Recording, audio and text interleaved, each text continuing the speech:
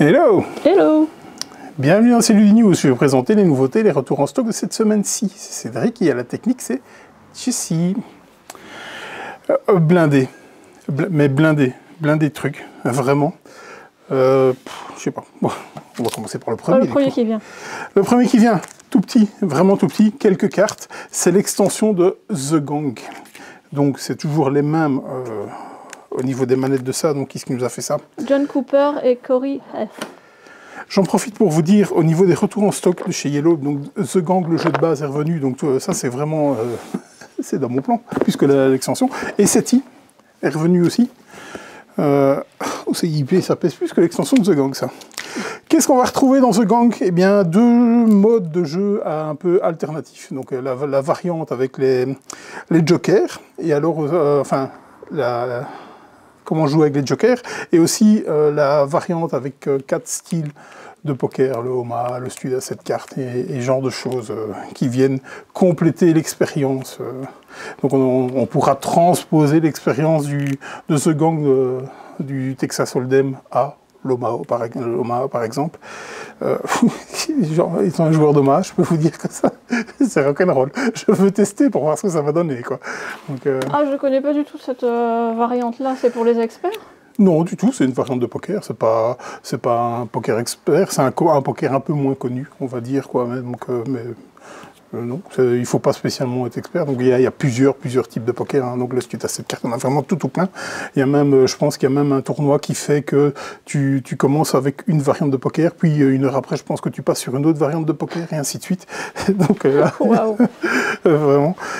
Bon, tout ça, c'est pour dire que la mini-extension, ça coûte 2 fois rien en plus, hein, ça coûte 3 €. De The Gang est revenu.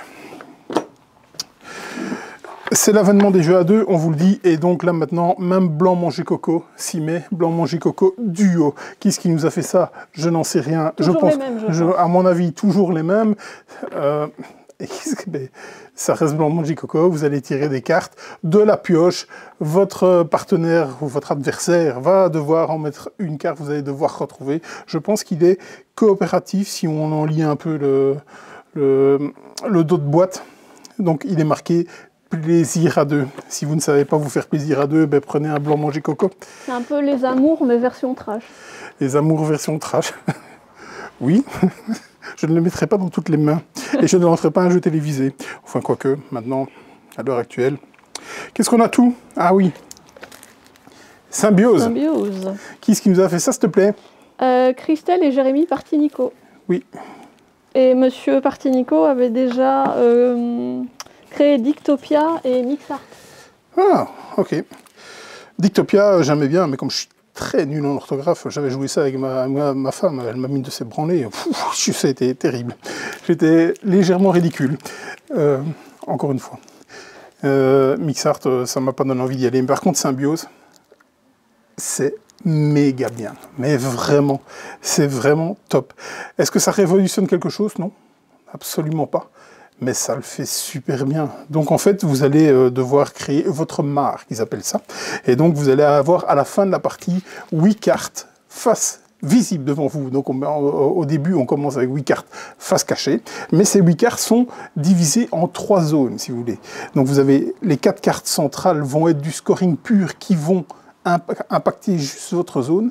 La partie de gauche va impacter le scoring, enfin va faire en sorte que vous allez scorer en fonction de votre adversaire de gauche, et la partie droite va faire en sorte la même chose, mais à droite, du coup. Quand vous jouez à deux, par contre, vous jouez avec la rivière, donc vous jouez avec votre adversaire et la rivière de cartes. Et donc, ben, c'est super malin, c'est vraiment super malin. Ça va vous dire, vous allez marquer X points en fonction de tel animal ben, que vous avez ou chez vous ou chez l'un de vos adversaires. Les couleurs des cartes aussi vont fonctionner. Franchement, je suis fan, je suis méga fan, j'arrête pas. Une partie, ça dure moins de 5 minutes, et vous enchaînez. Au début, quand j'ai vu le jeu, je m'étais dit, oula, ça me donne pas spécialement envie d'y aller. Mais quelle erreur, vraiment, c'est waouh. Gros coup de cœur pour ma part sur celui-là. Banger, très attendu aussi. Agent Avenue est arrivé de chez Yellow. Qu'est-ce qui nous a fait ça, s'il te plaît? Christian et Laura Coudal. Monsieur Coudal qui a déjà œuvré sur Mindbug et qui va revenir cette année sur Final Titan, encore avec Richard Garfield. Ah, il ne se quitte plus. Ah non, c'est le grand amour. Madame devrait s'inquiéter. Ils sont peut-être en couple. Ah ouais, vraiment. C'est moderne. Ben oui. Agent venu, qu'est-ce que vous allez faire? Ben, vous allez essayer de rattraper l'autre. Un petit peu comme à Koh Lanta, la course des radeaux, là. Vous allez essayer de choper l'autre. Et donc, ben, en fait, la mécanique principale, c'est le bluff. C'est vraiment le bluff. Pourquoi? Parce que vous allez avoir 2 cartes et vous allez en présenter une face visible et une face cachée à votre adversaire. Et votre adversaire va devoir choisir l'une des 2 que vous lui présentez. Bien entendu, vous appliquerez l'autre. Et donc, bien entendu, toutes les cartes ont des effets multiples, tu avances, ou bien non, celle-là va te faire reculer, et ainsi de suite. Et donc, ben, il va essayer de falloir piéger votre adversaire et le rattraper, parce que vous êtes sur une piste circulaire. Et dans chaque coin d'une piste circulaire, c'est toujours bien de dire, sinon chaque coin sur une piste en rond, vous avez une petite variante qui vous permet d'avoir des effets si vous arrivez à vous arrêter sur cette carte-là. Ben, moi, j'ai pas encore testé, et j'ai très très envie de tester. Vraiment... Typiquement pour les joueurs de poker, vu que c'est du bluff. Oui, mais enfin maintenant, tu es un peu tributaire des cartes que tu as en main aussi. Hein, donc, mais ouais, j'ai très très très envie. C'est banger pour moi. Il y a tout qui va se casser la gueule sur la table, sur la chaise. Si vous entendez blang, c'est ça. Joyeux bazar, ce sera un joyeux bazar si ça se casse la gueule. Qui est-ce qui nous a fait ça, s'il te plaît? Et mon micro est récalcitrant. C'est un duo, Monsieur Corentin Lebras et Jonathan Favre-Godal, qui avaient déjà travaillé ensemble sur le petit Carapace. Et chacun a fait beaucoup de choses, chacun de son côté. Hein. Oui, surtout Monsieur Lebras. Hein. Oui, avec la team Kaedama. Ah, il fait partie de la team Kaedama. Voilà. C'est toujours celui que j'arrive pas à inclure dans la team Kaedama. Après, il restera toujours le 4e. Thierry Rivière et Antoine Bozat. C'est avec quoi virer le 4e, parce que c'est incroyable. Donc, qu'est-ce qu'on va faire avec ça? Ben, c'est un jeu pour 3 ans. On est chez Loki. Moi, j'aime tout particulièrement cette gamme enfant parce que je trouve qu'elle est toujours très, très bien développée. Le matériel est toujours de très, très belle qualité. Le prix est toujours très, très abordable. En fait, c'est plus un jeu de mémoire que vous allez... En fait, vous allez devoir ranger votre chambre. Et donc, en fonction de la carte que vous allez avoir tous des objets qui sont un peu disséminés. Il va falloir les remettre dans le bon coffre. C'est à partir de 3 ans, c'est assez rare les jeux à partir de 3 ans. Donc ils en avaient fait un à partir de 2 ans, qui était Hop Hop Joey, je pense.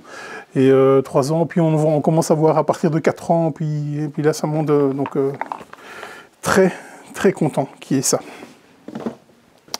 On vous le disait, la semaine passée, on vous avait fait un unboxing là vite fait.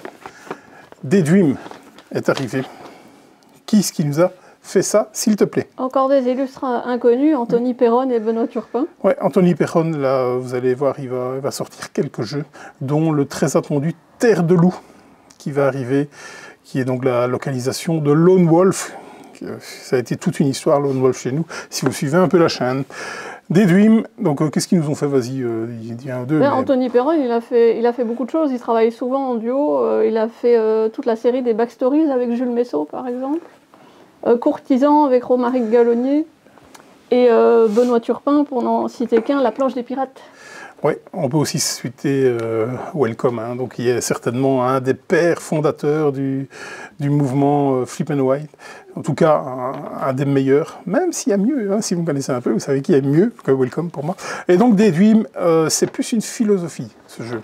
Donc ils sont dans le lo-fi, qu'ils appellent ça, quelque chose comme ça, pour quelque chose qui... un retour au calme, vraiment le zen. D'ailleurs, il y a toute une série de prérequis avant de jouer au jeu. Vous devez vous installer confortablement, prendre une boisson chaude, mettre de la musique et ainsi de suite.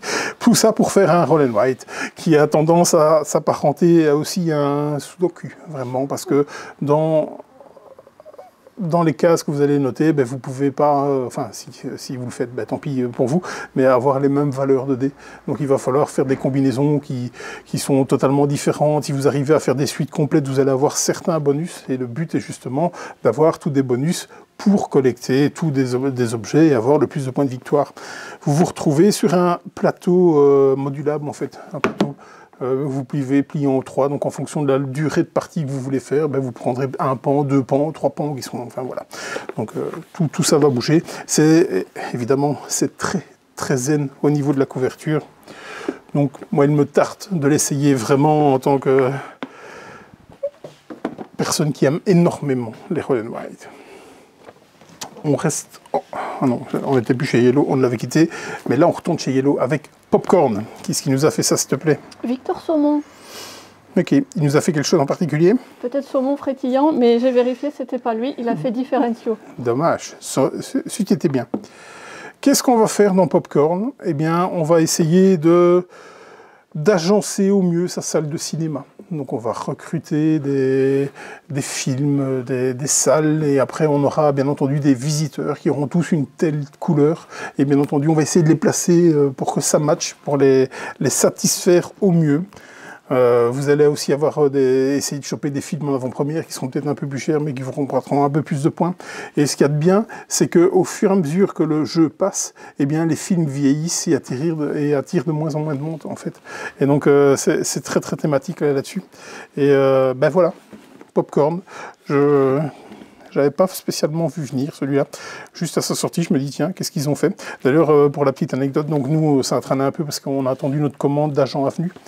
Mais sinon, il était sorti le mercredi, ce qui est assez rare dans le milieu du jeu de société, où les sorties sont les vendredis, en fait. Et pourquoi le mercredi? Parce que c'est les sorties des films, les mercredis, tout simplement. Donc, Popcorn est là. Banger, encore. Leaders, ça tu ne l'as pas, hein, je pense, parce qu'il était sur... Je l'ai rajouté, mais tu l'as pris? Oui, c'était monsieur Hugo Frénois. Voilà, qui nous a fait que ça, de mémoire. Oui, il est surtout développeur de jeux vidéo, d'après ce que j'ai vu. Ah, ok. Leaders, on l'a vu à la dernière journée pro Hachette, c'est encore un jeu à deux. C'est encore un jeu d'affrontement, comme souvent dans les jeux à deux, bien entendu. Et on a pris une claque. Hein. On a pris vraiment une claque. D'ailleurs, parce que dès qu'on a vu un peu les mensurations de ce jeu-là, en disant c'est 25 €, en fait. Donc moi, j'ai appelé mon commercial en disant... C'est une erreur, hein, non, parce que c'est 25 € à l'achat pour nous. Non, c'est 25 € en prix de vente, parce que le matériel est dingue, vraiment dingue. Il n'est pas exceptionnel, mais pour 25 €, il est exceptionnellement dingue, ça c'est sûr. Vous allez avoir tous des standees, hein, en fait, parce que c'est tous des personnages que vous allez drafter. Le but du jeu est d'aller sur la place de l'autre ou conquérir le roi de l'autre, je ne sais plus trop bien. Oui, je crois qu'il faut capturer le leader adverse. Oui, c'est ça. Et donc, pour ce faire, vous allez recruter vos personnages, y appliquer les effets. Et donc, ils ont tous des effets totalement différents, tous des effets uniques.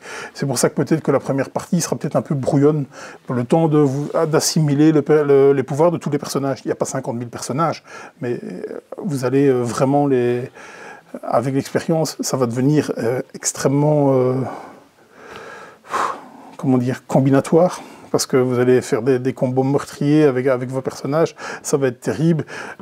Et je pense aussi qu'il faudra peut-être jouer souvent avec le même joueur, parce que celui qui connaît bien les cartes avec celui qui ne connaît pas les cartes, ça risque de faire mal. Oui, il va se faire rouler dessus. Ouais, surtout voilà. qu'on peut, je crois, se piquer les personnages les uns les autres, puisqu'ils sont un côté blanc, un côté noir. Donc c'est pas j'ai mon armée et tu as la tienne. Je suis pas sûr qu'on sait les piquer, en fait, comme c'est du draft, en fait. Tu vois, pourquoi ils sont bicolores alors? Parce que c'est du draft de personnages. Tu draftes ta carte, tu prends ta carte, donc tu as ce personnage-là, et donc tu te mets de ton côté de couleur face à toi. Ça peut pas changer en cours de partie? Je sais pas, j'ai pas fait une partie complète, j'ai fait un 3/4 de partie, okay. Et j'ai plus le souvenir là. Donc peut-être, j'en sais rien, Jean-Michel à peu près, on va l'inviter, on verra bien. De toute façon, les parties sont assez courtes, hein, c'est une dizaine de minutes, hein, donc vous allez enchaîner. Ah oui, c'est une partie très très courte. Et en fait, dans cette boîte-là, c'est une boîte un peu tiroir, fourreau, donc quand vous la soulevez, vous avez un gros bloc qui vient, où vous allez pouvoir ranger tout le matériel qui va avec. C'est dingue, franchement, l'édition est à tomber par terre. Gros travail d'édition les concernant. Comme c'est la way, qui nous a fait ça, s'il te plaît? Takako Takarai, qui a fait l'excellent Coffee Roaster. Ah bon? Parce qu'ici, j'ai Sahashi. Ah, moi je fais ce qui est marqué, mais c'est peut-être un duo, hein, pour le coup. Enfin, un trio. Je regarde sur Sahashi et Takako. Ah, peut-être, oui. Je regarde sur mon copion, évidemment. C'est de l'autre côté, ben oui. Hein? Eh ben oui, Takako Takari. C'est exactement ce que j'ai. De toute façon, c'est la maison d'édition de Sahashi. Donc c'est chez Sahashi. On avait eu ce jeu en VO. Et en fait, là maintenant, c'est marqué, c'est l'illustrateur. Ah, d'accord. Donc c'est bien ce que je vois. C'est Sahashi et Darisho qui nous a fait ça. Et c'est illustré par Takako Takari. Donc nous, on l'avait eu en VO. À l'époque, on l'avait ramené d'Essen. un peu avant Essen, quelque chose comme ça. Et qu'est-ce qu'on va faire là-dedans? Vous gérez un bateau, tout simplement. Et c'est un peu système d'Awalé, vraiment. Donc on va drafter des cartes qui va vous donner vos personnages pour ce tour-ci. Et vous allez faire X déplacements, les égrénant dans certaines... dans tous les lieux du bateau, hein, tout simplement. Et bien entendu, chaque couleur de personnage doit aller à la bonne place pour marquer des points. S'il n'est pas à la bonne place, il ne marquera pas de points. Et chaque zone de jeu a tous des petits pouvoirs et tout. Donc c'est assez solitaire, hein. C'est très très solitaire. J'ai beaucoup aimé ma partie. On est sur un niveau intermédiaire, hein. On n'est pas beaucoup plus compliqué qu'un Splendor en termes de règles.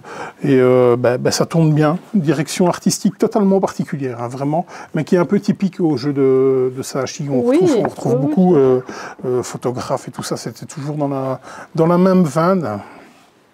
Et pour... enfin bref, j'ai vraiment une petite anecdote, mais on ne va pas la citer, c'est parce que je ne sais pas si ce sera bien pris. Mais bon, bref, teaser, comme c'est là, oui. Chaud, je suis méga chaud. Salfjord est arrivé. Qui est-ce qui nous a fait ça, s'il te plaît? C'est cadeau. Alors, Elis Svensson et Christian Amundsen Ostby. Oui, ça va, tu l'as bien fait. Tu l'as bien géré. Qu'est-ce que c'est Salfjord? C'est Santa Maria, plus ou moins, vraiment. Donc il y a une grosse base de Santa Maria. Santa Maria est un jeu que j'adore, mais vraiment, vraiment. Et donc pourquoi ils n'ont pas réédité Santa Maria? Certainement parce que le thème n'est plus dans l'air du temps. Oui. Hein, c'était un peu colonialiste, Santa Maria. On l'a vu avec Puerto Rico, d'ailleurs. Pardon? On l'a vu avec Puerto Rico. Oui, du coup, on a fait des Vikings qui allaient piller et tout ça, donc c'est plus acceptable. On y passera. Hein. Dans 2-3 ans, les Vikings, on ne pourra plus les faire. Donc, qu'est-ce qu'on va faire? Ce sera du draft 2D dans Santa Maria, et on va avoir des petits plateaux personnels où vous allez apporter des... Santa Maria, dans Salfjord, bref, où vous allez mettre des bâtiments. Et en fait, vos dés vont activer toute une série de bâtiments. Et donc, vous allez essayer de prendre les bonnes valeurs qui vont avec, pour pouvoir faire des combos, pour pouvoir avoir des ressources, pour pouvoir acheter ici, pour pouvoir acheter là. Ça, c'est du côté de Santa Maria. En tout cas, il y a une grosse base de Salfjord. Je suis très chaud de le jouer, vraiment. Maintenant, j'ai un peu peur que ce soit Santa Maria bis, quoi. Et au final, de garder que Santa Maria, du coup. Où je suis pas prêt de m'en séparer de celui-là, clairement, quoi. Donc on est sur un jeu un peu chill à jouer entre 2 parties de Daydream. C'est ça. Voilà. C'est ça. Si on élude le thème. Oh, mais dis donc, moi j'ai presque fini. Mais non. Allez, on a eu ça qui arrive niveau jeu de pie. Donc on va parler des jeux de pie. Niveau jeu de pie, normalement on devrait recevoir aujourd'hui le retour du très attendu Bubblegum. Normalement, c'est pour aujourd'hui. Ça va me faire des commandes à n'en plus finir et j'en suis très content. Mais donc, qu'est-ce qu'on a ici? Eh bien, on a les Baron Games qui sont arrivés avec le retour du Tricky Time Crisis, hein, donc l'excellent jeu Must Not Follow. Et nous avons une des suites de Tricky Time Crisis, c'est The Spawn of Time. On a fait venir, bien entendu, c'est une campagne Kickstarter en fait, de financement participatif. On a fait venir les 4 qui vont avec. On a juste fait revenir Tricky Time en plus, donc je viens de vous en parler. On a Tip of the Diceberg, Trick or Bead et Power Tricks. Qu'est-ce que ça raconte? Bien, ce sera l'objet d'un prenez le pli, parce que, voilà. Voilà. Et il y a aussi noté Sunset. Sunset et Baronda. Donc, mais ça, c'est dans ce qui va arriver. C'est normalement sur la route. Je ne sais pas où ça en est. Je pense que c'est à la douane. Donc, peut-être demain ou aujourd'hui, quand vous regardez la vidéo, ou peut-être début de semaine prochaine. Donc, Baronda, c'est un petit exploit encore qu'on a réalisé. Et ce sera incessamment sous peu, ça, pour Sunset et Baronda. Je pense que j'ai tout dit, j'ai assez radoté pour mon côté, donc je vais te laisser la place. Oui, ça va être à moi de radoter maintenant. Ça va être à toi de radoter. Je prends mon copion parce que c'est moi qui vais faire la grosse voix derrière toi. Oui, et qui va donner le nom des auteurs. Oui, ah merde. Hello. Ah, non. Hello. Ah bah bon. Ouais, non, c'est vrai, on l'a déjà fait. Alors, je remercie à nouveau Monsieur Jean-Charles de la chaîne The Incredibles pour avoir remis les pendules à l'heure la semaine dernière. Évidemment, le changement d'heure, c'est ce week-end, c'est pas le week-end dernier. Tu es en train de me spoiler mon mois de la fin. Ah ben oui, mais je suis obligée de le dire. Il faut que j'en trouve un, alors, maintenant. C'était pour faire la liaison avec les jeux qui viennent derrière. En plus, moi, je te faisais confiance, j'ai dormi 1 heure en moins, puis je me réveille et c'est pas ça. Donc, Ah bah oui, voilà. désolé pour tous ceux qui se sont levés plus tôt ou plus tard, qui sont arrivés trop tôt au boulot, mais le karma m'a rattrapé grâce à la grève des trains et les bus coincés dans les embouteillages. Donc voilà, retour de karma. La suite tout de suite. La suite tout de suite. Eon's End, Oui. ou en bon français Aeon's End, de vieux souvenirs. Oui. Et oui, c'est vrai que c'est un jeu assez vieux parce qu'il est sorti en 2019 et bien seulement d'arriver en français maintenant. Cette extension-là, 2019 Ah ouais. Voilà. Qui était issu d'un Kickstarter, il me semble, puisque ça contient 76 cartes promo non exclusives OKS, mais qu'on ne pouvait pas trouver ailleurs. Donc voilà, ça regroupe tout ça. Après, c'est toujours compatible avec tout ce que vous avez déjà de Eon's End, hein. Donc vous connaissez la mécanique. Est-ce qu'on a encore la boîte de base? Oui, on a un starter, si jamais vous prenez la collection en cours de route. Oui. D'ailleurs, je pense que même parce qu'il y a 3 starters, hein, mais par contre, je ne sais pas s'ils sont encore trouvables tous les 3. Donc il y a la Eon's End de base, puis il y en a la deuxième boîte, c'est Guerre éternelle, Feu éternel, quelque chose comme ça. Puis la troisième boîte, c'est qui est arrivée il n'y a pas longtemps, les Parias ou quelque chose comme ça. Oui, c'est ça, exactement. Et une quatrième si tu comptes la Legacy, mais elle est un peu particulière dans le circuit, parce qu'elle n'est pas rejouable. Eon's End qui est à chaque fois des actes manqués me concernant, vraiment. À chaque fois, j'ai lu les règles et j'ai pas encore eu l'occasion de le jouer. Vous pouvez me ouer. Donc voilà, donc à un moment donné, ça se fera, ça c'est clair. Ah oui, parce du que deck je pense building que coopératif. ça doit être pour moi.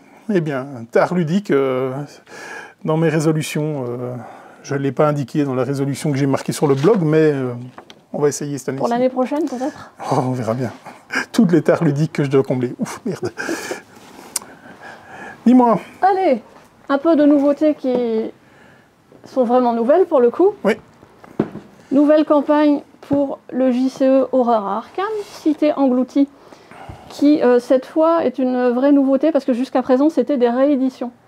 Et là c'est une toute nouvelle campagne flambant neuve.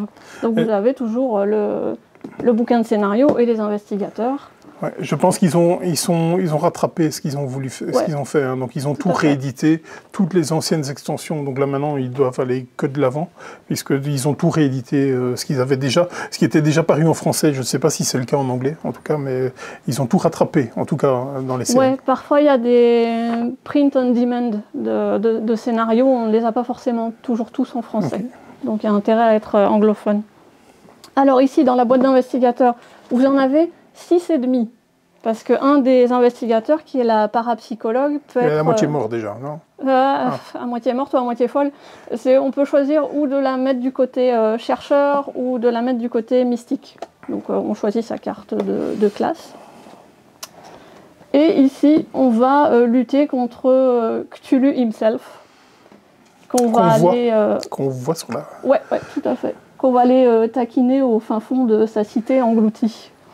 Donc ça risque de pas très bien se passer sur Arkham. Et on retrouve toutes les mécaniques qu'on connaissait déjà, dont celle d'inondation qu'on avait déjà vue dans Innsmouth, qui était la campagne précédente, ce qui est normal vu que les profonds travaillent pour Cthulhu. Donc il y a une logique. Quelque chose à rajouter sur ce jeu que tu adores ? Non, pas du tout. Je n'ai rien du tout contre lui. Arkham me passe au-dessus de la tête à 10 000 km, tout simplement. Maintenant, moi, j'y ai joué en son temps, et c'est vraiment très bien. C'est vraiment très bien. Donc, nous restons dans le milieu sous-marin. Absolument. Avec des poissons chelous. Ouais. Finspan. Ouais. Elisabeth Hargrave. Oui,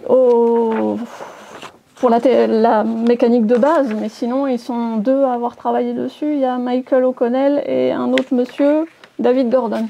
David Gordon qui travaille souvent en interne chez Stone Meyer. Donc c'est pas étonnant qu'il ait... Ils ont l'édition originale de Wingspan, Finspan, Wingspan. Exactement. Et en termes de difficulté, celui-ci se situe en dessous des autres. C'est pas une critique en disant ouais, en dessous il est nul. Non, c'est qu'il est plus facile à gérer parce qu'il n'y a pas de ressources dans celui-ci. Ou alors la ressource, on peut considérer que ce sont les petits poissons, les œufs de poisson qu'on va faire grandir et qu'on va essayer de ramasser en bancs de poissons. Ça se joue en colonne. Et les contraintes de placement sont un petit peu plus simples aussi à gérer, même s'il y a toujours une question de... Vous pouvez placer un poisson sur le plateau seulement sur un poisson plus petit pour le nourrir, voilà. Et certains sont plutôt dans les abysses, d'autres sont plutôt près du rivage. Mais voilà, il n'y a pas un ordre bien particulier. Vous devez commencer à gauche, tout en haut de la première colonne. Donc, vous voyez de la place où vous vous installez. Et il y a évidemment un mode solo avec un automa. Je dirais bien que je suis très très chaud pour l'essayer parce que j'aime beaucoup Wingspan, mais j'ai pas encore eu le temps d'essayer Wingspan. Je trouve tout simplement que la couve, moi je la trouve pas belle du tout. J'aime pas du tout cet animal. Tu n'aimes pas les exocètes? Je trouve pas ça beau. Et en fait, je suis un peu perturbé par la communication sur le jeu. En fait, on a su que Wingspan arrivait, de but en blanc, boum, et boum, le jeu est arrivé. Tandis que dans Wingspan, ils avaient fait du teaser, on commençait à voir des trucs, il était très attendu, tandis que Wingspan, il est arrivé, annonce, boum, il est là, et ça a surpris tout le monde, en plus qu'il arrive très vite après Wingspan. Wingspan est arrivé plusieurs années après Wingspan, et donc Wingspan arrive très vite, mais il me semble avoir vu une interview comme quoi, en fait, Wingspan était le jeu initial, en fait. Oui, en tout cas, il a été développé avant Wingspan, mais voilà. Mais je me demandais si c'était pas développé avant Wingspan. Ah, carrément. Donc je pense et au final, voilà pourquoi il est là. Donc, est-ce que ça va fonctionner? Oui, comme les autres opus. Est-ce que ça va être bien? Je suppose oui, comme les autres opus, vraiment. Tout à fait. J'ai pas spécialement de doute là-dessus. Je trouve juste la technique marketing très très compliquée cette fois-ci. Voilà, c'est... Question de goût, parce que moi je préfère justement que ça arrive comme ça et qu'on s'y attende pas, parce que les teasers 6 mois à l'avance, c'est bon, quoi. Non, d'accord, mais il y a peut-être une question de délai, mais là, en fait, voilà, trop vite derrière Wingspan, on en vend encore tout plein. Wingspan, on en vend nettement moins. Il s'est installé et on en vend encore régulièrement, oui. Mais nettement moins, tandis que Wingspan est corps dans ses ventes. Et on vient lui remettre du Wingspan dans les pattes, en fait. C'est ça que je ne comprends pas bien au niveau de la technique marketing là-dedans. Donc, question de goût, moi je suis plus attirée par les poissons que par les dragons. Oui, bien sûr, bien sûr. De toute façon, c'est totalement subjectif. Oui, ça se vendra, je suis sûr. Je suis sûr. D'ailleurs, le démarrage est nettement plus timide qu'un Wingspan en termes de vente, hein. Clairement, quoi. En plus, ça appelle des extensions. Je ne sais pas s'il y en aura, mais... Aucune idée. Franchement, j'en ai aucune idée. Maintenant, à partir du moment où c'est un jeu qui est un peu plus simple, je ne sais pas pourquoi on essaierait de lui mettre des extensions. J'irais plus vers Wingspan, qui est plus sujet un peu plus corps. Oui, mais les dragons, on s'en fout, ça n'existe pas. Là, il y a moyen de ramener des créatures préhistoriques là-dedans. Ça a peut-être existé, hein. Nous sachons. Hein. Allez. Méga Bang. Tout le monde en dit du bien. Oui. A raison. Ah. Je dois admettre. Spoiler. C'est Zénith. Ah, tu veux savoir ce qui a fait ça? Oui, oui, tout à fait. Grégory Grard et Mathieu Roussel. On les a retrouvés sur Montmalin, Château Combo et sur les traces de Darwin. Donc, des petits jeux qui n'ont pas trop marché. Il y a du lourd en termes de game design. Bon, pas en termes d'expertise, mais en termes de succès commercial, on est plutôt pas mal. Et Zénith ne nous fera pas mentir à ce sujet, ça vous pouvez en être certain. Oui, c'est très facile à comprendre, même pour les gens qui ont pas l'habitude de beaucoup jouer aux jeux de société. Ça se joue très vite, ça se joue à 2 ou à 4. Oui, pas de 3 joueurs. Hein. Non, pas de 3 joueurs. Non, là, faudra en dégager un de vos amis, parce que non, c'est 2 ou c'est 4. Ou adopter un ami. C'est plus difficile que dégager l'ami qui est en trop. Et donc, comme tu dirais si bien, c'est du tir à la corde. Oui. On va se bagarrer pour les planètes du système solaire qu'on va essayer d'attirer de notre côté, avec les cartes de la couleur attenante. Et à chaque fois qu'on pose des cartes qui ont la même couleur qu'une carte précédente, ça nous permet d'avoir une ristourne. On doit aussi se bagarrer sur le plateau de technologie, qui donne des méga bonus, genre 3 influences d'un coup en cours de jeu, au lieu d'une influence à la fois. Et on a effectivement le petit plateau de diplomatie, qui est très pratique quand on joue à 4, puisque c'est l'unique façon de donner à son partenaire les cartes qui l'intéressent. Puisque quand on joue à 4, on a chacun 2 planètes, et la 3e, la Terre, qu'on a en commun. C'est ça. Donc toi, tu l'as joué ici, en journée pro, Oui, avec l'éditeur, Monsieur Provost, qui est... Illustre inconnu dans le jeu, dans le monde du jeu. Tout à fait. À ce sujet, d'ailleurs, Thomas Provost est quelqu'un que je ne connaissais pas bien, en fait. Et Boris, de la chaîne Rue du Jeu, en a fait une rétrospective sur tout ce qu'il a fait. Monsieur Provost, c'est un énorme monstre du jeu de société francophone. En toute affection. Enfin, il est à la base de Repos Production, avec Cédric Caumont, par exemple. Repos Production, c'est Time's Up, c'est Seven Wonders, c'est Just One, enfin voilà, c'est des énormes mangers, donc c'est des gens qui savent ce qu'ils font. Je connaissais pas bien et j'ai vraiment beaucoup aimé la vision qu'il a donnée dans cette interview qui est en 2 parties et que je vous recommande vivement d'aller voir sur la chaîne de Boris de Rue du Jeu. C'était extrêmement instructif et nous étions en journée pro chez Asmodée début de semaine et j'ai eu l'occasion d'échanger avec lui parce que j'aime beaucoup sa vision en fait qu'il a sur le jeu de société. Bon, maintenant il a un énorme bagage, hein, c'est quelqu'un qui sait ce qu'il fait et j'aime énormément sa vision, je partage à plusieurs points. Donc c'était très très chouette de discuter avec lui, j'étais très impressionné, hein, vraiment, parce qu'il dégage vraiment une très grosse force quand même dans son langage, en tout cas. J'ai pas eu l'occasion de discuter avec lui, j'étais trop occupée à me faire tataner. Ah, il t'a plié. Donc, pour Zénith, en fait, et d'où ma discussion avec lui. Donc, j'ai eu l'occasion de tester Zénith au dernier festival de Vichy. Je l'ai testé en 1 contre 1, j'avais déjà trouvé ça très très bien. Ça m'a donné envie le lendemain d'aller jouer en 2 contre 2. Et là, j'ai trouvé ça mais exceptionnel. Mais vraiment, j'adore. Et à tel point que je me demande si j'arriverai à le jouer en 1 contre 1. Et donc, j'avais demandé à Thomas Provost, parce que lui, il dit que son mode préféré à lui, donc ça reste subjectif, hein, que c'est le 1 contre 1. Et donc, moi, je pense que j'aurais un peu de mal de sortir en 1 contre 1. Et il est tellement exceptionnel en 2 contre 2 que je vois pas... Enfin, si on n'est que 2 et qu'on me dit on joue à Zénith, je suis chaud, hein, je suis d'accord, hein, là, largement, mais vraiment largement. Entre ça et Blanc Manger Coco Duo, voilà. J'hésite. J'hésite. Et donc voilà, Zénith, on en avait pris tout plein. Sur le week-end, c'est parti, c'est déjà revenu, donc parfait. Impeccable. Là-dessus, en termes de vente, il était attendu, hein, tout le monde savait que c'était très très bon. Et donc c'est le 2e jeu de Playpunk. Donc le premier jeu, c'était Captain Flip. Et l'associé de Thomas Provost, c'est Antoine Boza, tout simplement. Donc, Antoine Boza de la team Kaedama. De la team Kaedama. C'est celui que je me rappelle avec Théo Rivière. C'est pour dire. C'est peut-être le 4e Thomas Provost de la team Kaedama. On va arrêter ce running gag. c'était pas lui, on va arrêter ce running gag débile. Allez, la suite. La suite. Viprip. Ouais, Viprip, oui. Petit jeu d'ambiance espagnol localisé chez nous par Omea Games, qui est une maison d'édition belge. Oui, qui sont pas très loin, je pense, à l'heure de Jean Blou. Je sais pas, il me semble. Binche. Wow, la Belgique est petite. Oui, voilà, tout est près de tout. Donc, tout simplement, ici, c'est un jeu qui peut se jouer en coop ou en compétitif. Le but est d'attribuer les épitaphes qui correspondent le mieux aux célébrités décédées, célébrités réelles ou de fiction, parce qu'on a quand même Charles de Gaulle ou Harry Potter. Donc, voilà. Harry Potter n'a pas existé. Je suis désolée. Oh, je suis méga fan, moi. Mais si, j'ai vu dans d'autres films, d'ailleurs, Harry Potter.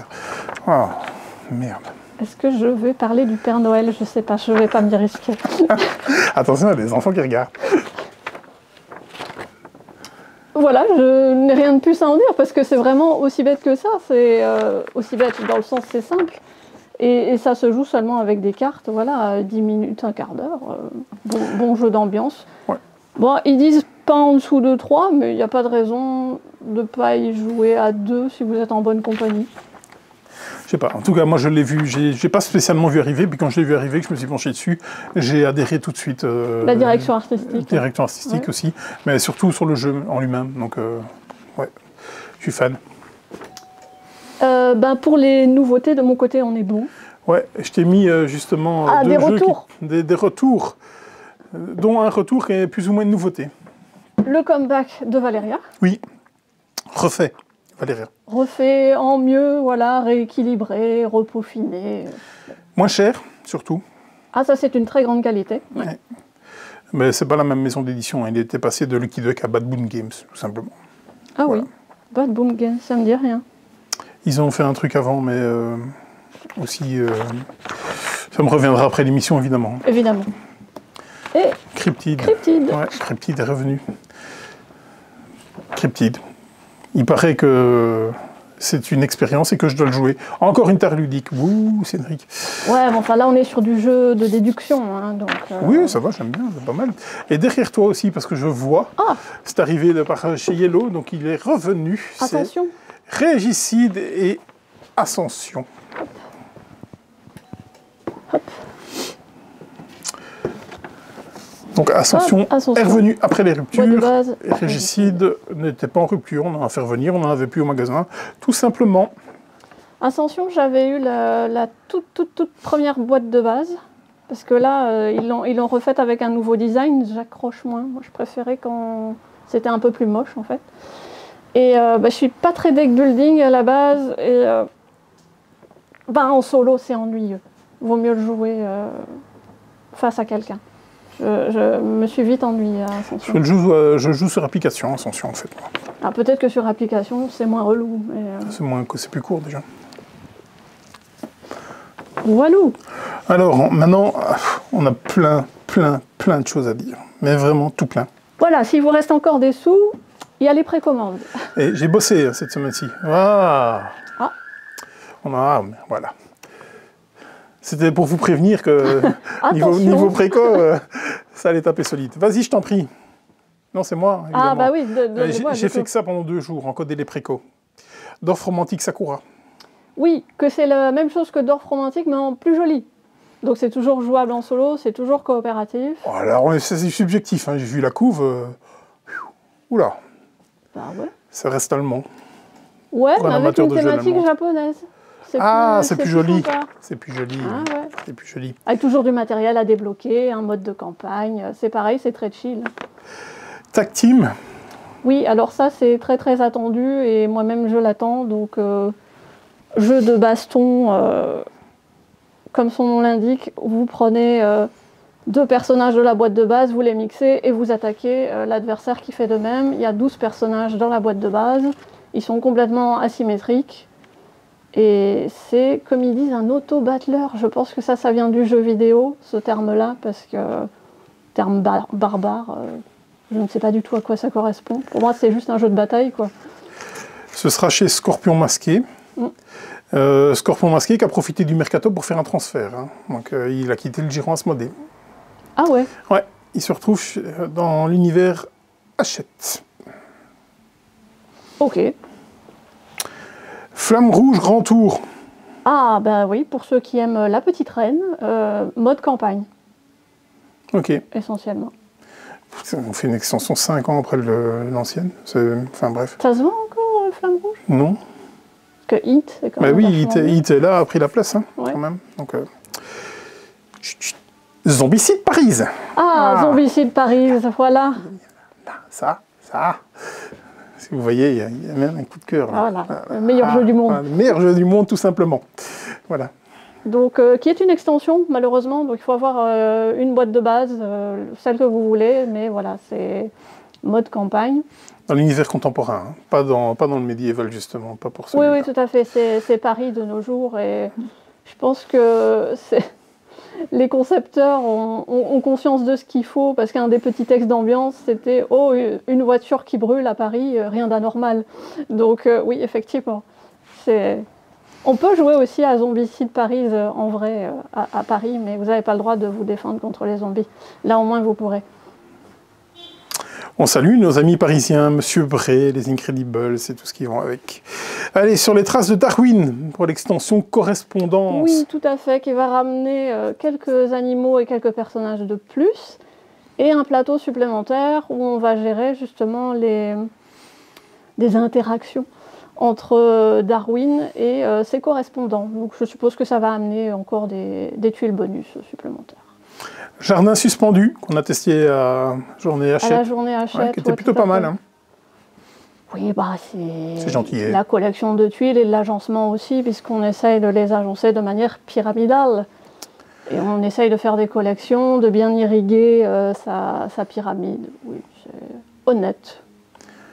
Backstories, Embrasement, c'est le 3e opus, et on a déjà encore les 2 qui sont là au-dessus. Oui, tout à fait. Embrasement, là, on sera sur un thème post-apo, de difficulté 4 sur 5. Il y a un petit côté Heredity, je trouvais, puisqu'il faut sauver sa famille dans un univers post-apocalyptique. On reste dans la post-apocalyptique avec Happy Days. Ah oui, avec un Z. Le zombie est en forme cette année. Oui. Jeu de pli, j'ai testé à Vichy 2 boîtes, ouvert donc bien entendu ouvert à l'après-com, mais une vidéo d'oreille qui arrive très très vite sur la chaîne de Golden Meeple. Donc, et il y a un mode campagne et c'est jouable à 2, donc c'est assez surprenant pour du jeu de play. Ritual. Alors Ritual, il y en avait 4 dans la base de données de BGG, j'ai supposé que c'était celui... Le vert normalement, une boîte verte. Oui, c'est ça qui se joue avec des runes. Ça a l'air. Et qui a la particularité de se jouer en silence. On peut pas se parler, on doit juste se donner des runes et se les prendre. Donc, Ok. Énième extension, première lueur pour HeroQuest. Je ne pense pas que ce soit une extension, je pense que c'est une nouvelle boîte de base. Ah oui, vu le prix, tiens, bizarre, tiens. Est-ce que je confonds avec la boîte à 50 €? C'est à peu près, je pense que c'est dans ces prix-là, oui. Alors c'est bien une nouvelle boîte de base, mais ils ont viré toutes les figurines en plastique sauf celles des héros pour mettre des standees en carton pour les monstres et le mobilier. Ça a permis de réduire le prix. Ah, c'est pour les pouilleux. Oui, c'est ça. Ah ouais. Mais où est le plaisir? Ben, j'avoue, ça enlève beaucoup. HeroQuest, HeroQuest, c'est HeroQuest. Enfin, je suis désolé, mais ça coûte 2 maisons, rien à faire. HeroQuest, c'est un jeu de figurines, quoi. Et en plus, avec ce starter-là, il ne sera pas compatible avec les extensions, donc vous allez être vite coincé. Allez, Candy Spider Léopard. Ah oui, qui arrive en français, mais dont vous aviez déjà fait une vidéo que vous pouvez retrouver sur la chaîne de Ludicorner et qu'on devrait certainement faire migrer sur la chaîne de Golden Meeple, ce serait plus logique. Un jour, ouais, mais non, je passe pas mon temps à ça. Il y aura des reliquats. Donc voilà, ce sera des crossovers. Voilà, oui, on va dire ça, tout à fait. Je vous le recommande tout particulièrement, jeu de pli, je suis rentré à fond dans la direction artistique, le thème, le jeu, j'adore. Franchement, j'adore. On en reparlera quand on le recevra en vrai, mais j'ai un problème avec le titre. Je trouve que le titre est nul, tout simplement. Oui. Traduire... Enfin, c'est censé être en VF et le titre est en anglais. Enfin, ils sont passés à côté des jeux de mots qu'il y avait dans le titre original. C'est compliqué quand tu sais, quand tu connais le thème du jeu, en fait. C'est tiré d'un conte japonais où il dit qu'il pleut des bonbons et parfois des léopards et tout ça. Donc c'est compliqué de... Oui. Ou alors il fallait le rethématiser complètement. Je vois ce que tu veux dire, mais c'est parce que en fait c'est des mots qui se prononcent pareil mais qui ont des sens différents. Ame, c'est le bonbon, mais c'est également la pluie. Kumo, c'est l'araignée, mais c'est aussi le nuage. Donc je pense qu'il y avait moyen de faire des jeux de mots avec la VF, mais même les jeux en français ont tendance à toujours avoir des titres en anglais, et je m'insurge contre ça. Voilà. Oui, je vous dis pas, quand on prend des fichiers que Jesse a fait, où il est marqué pochette, on sait pas c'est quoi, alors que c'est les sleeves. Ah bah oui, mais vous m'embêtez à sleever vos cartes. Qu'est-ce que ça veut dire sleever des cartes? C'est pas français. C'est du franglais, comme Ludicorner. Oui. Splendor, soleil ne se couche pas, ne se couche jamais, pardon. Un peu comme toi. C'est ça. C'est ça. En fait, c'est l'extension Cité de Splendor qui est sortie en 2017, si je ne m'abuse, qui a été découpée en deux. 2 fois 2 extensions. Donc ça, c'est l'autre moitié. Et on a eu La Route de la Soie, que je vois ici, qui est sortie l'an dernier. Voilà. Donc ça, c'est l'autre moitié qui arrive. La moula, comme dirait Alex. Salut Alex. Ah bah c'est cohérent avec le thème de Splendor. Hein. Ouais. Les joyaux, l'argent, voilà. Foremix Exploration. Alors oui, qui contient du coup cette fois un mode solo officiel. Des nouvelles cartes grottes, parce que celles qu'on a dans le jeu de base n'ont pas de pouvoir particulier. Là, elles seront différentes avec des effets particuliers.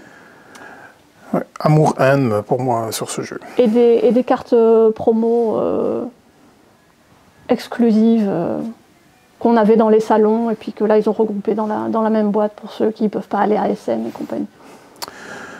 Au niveau du planning, je ne sais pas, parce que Samuel l'a fait hier soir, j'ai pas eu le temps de regarder ce qu'il avait mis au planning, mais de toute façon, mardi soir, c'est d'office TCG. Donc, mais je ne sais pas, regardez sur notre page Facebook ce qui va se passer, ainsi que ce samedi. Il doit certainement avoir un truc ce samedi. Ah, je me demande si c'était pas une AP One Piece qui était prévue, qui a été déplacée, parce Elle a été reportée, parce que la sortie One Piece est reportée d'1 mois. Donc l'OP10 est reporté d'1 mois. Donc regardez sur notre page Facebook tout le calendrier est à jour là-dessus. Au niveau des vidéos qu'on a postées, là aussi j'ai beaucoup bossé. On a pas mal mis de vidéos règles de jeux de plis. Oui, sur Golden Meeple. Sur Golden Meeple, hein, sur la chaîne Golden Meeple, avec l'excellent Bitcoin que j'ai mis. Et j'ai mis Sale hier, par exemple, aussi. Donc allez-y.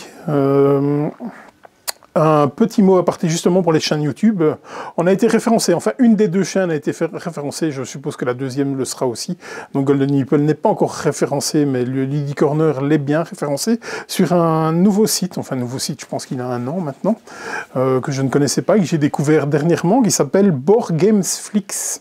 C'est un site francophone, malgré le nom qui est anglophone. Et qu'est-ce que ça raconte? Bien, c'est un petit peu... comment recentrer. Enfin, il condense tout ce que le YouTube ludique francophone fait. C'est-à-dire que vous allez, un peu à l'instar de BGG, ils ont référencé des tonnes et des tonnes de jeux. Et donc, si vous allez voir Finspan, par exemple, eh bien, dans la fiche article de Finspan, vous avez tous les contenus qui parlent de Finspan qui ont été publiés sur YouTube. Que ce soit des reviews, que ce soit, par exemple, des Doody News, hein, on va apparaître normalement dans Finspan. Le travail est colossal. Donc j'ai eu un échange avec Amy, qui est la cofondatrice du site avec son mari. Waouh, respect pour le travail accompli. Encore un bourreau de travail, enfin un couple bourreau de travail, parce que son mari est développeur et la fluidité du site internet est bluffante. Vraiment, c'est waouh, c'est du très très très beau travail, quoi. Et donc, elle expliquait ça dans une vidéo qu'elle avait fait sur la chaîne de Wawa, qu'on retrouve souvent sur des jeux en solo. Le monsieur avec ses lunettes de soleil, qui est passé chez Alex aussi. Donc, Board Game Flix, allez jeter un coup d'œil, vraiment, c'est bluffant. Est-ce qu'il y a un rapport avec Netflix, pour le nom? Ah, il faudra lui poser la question. Il faudra vraiment lui poser la question. Moi, ça m'a titillé. Je dis, c'est un cheval de bataille de tout est francophone et on trouve un nom anglophone, en fait. Donc, ça m'a titillé. Il y a une raison. Demandez-lui. Amy est réactive au niveau du mail, en tout cas. Et voilà. Et j'ai signalé que la chaîne Golden Meeple n'était pas référencée. Mais ils ont quand même référencé 400 chaînes francophones. Et allez voir l'interview de Wawa. Vraiment, c'est très instructif. Très très chouette ce qu'elles font, franchement, ce qu'elle et son mari font, et donc je lui souhaite bien du courage et surtout force et persévérance, parce que les sorties ludiques ne s'arrêtent pas, les youtubeurs ne s'arrêtent pas, donc voilà. Nous-mêmes on ne s'arrête pas. Nous-mêmes on ne s'arrête pas. Donc Board Game Flix, je serais trop que vous le recommandez, j'espère vraiment qu'il va s'installer réellement dans l'univers ludique, parce que ne fût-ce que pour le travail accompli, waouh. Site gratuit pour le moment. Je ne sais pas si c'est dans leur objectif de le faire payer à un moment donné, mais je ne pense pas, d'après ce qu'elle a dit dans l'interview. Mais non, mais enfin, si vous pouvez faire un petit don. Oui, ils ont des choses à mettre en place. Je suppose qu'ils vont faire des coffees ou ce genre de choses pour ça va, parce que l'hébergement justement de ce site-là coûte, hein, tout coûte, hein, l'argent. Enfin voilà. Pas mal, on a assez radoté là, parce que 50 minutes la vidéo. C'est de plus en plus long. Ouais. Le mot de la fin? Ce sera toi le mot de la fin. Mais non, il ne fallait pas me voler mon mot de la fin. Oh, vas-y, vous allez dormir 1 heure en moins. Cette fois-ci, c'est vrai.